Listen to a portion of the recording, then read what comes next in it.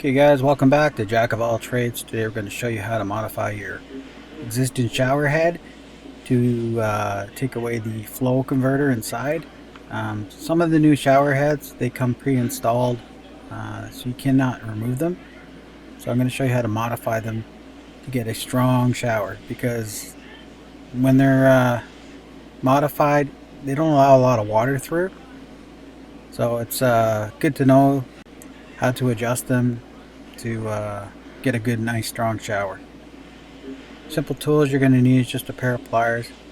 I'll put some tape on the end so you don't damage the plastic. Now normally you can hand screw these on and screw them off, but if you have to remove an existing shower head, you might need to use a tool like this.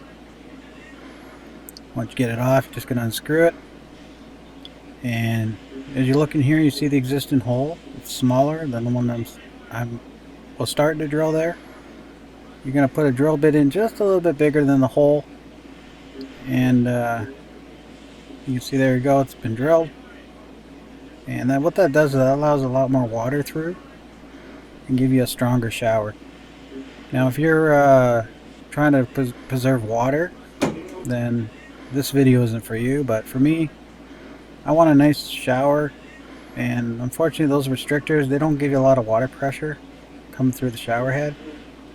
You're going to put the pipe tape on clockwise and then just hand tighten it like so.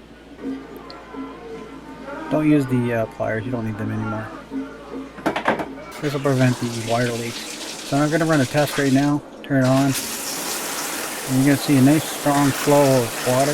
Before it used to be like it would flow out and then bend down. So this is nice to have a nice strong shower stream. So if you guys want to adjust your shower head, feel free to do this. This is how you do it. Thank you for watching Jack of All Trades, guys. Leave a comment. Have a good day.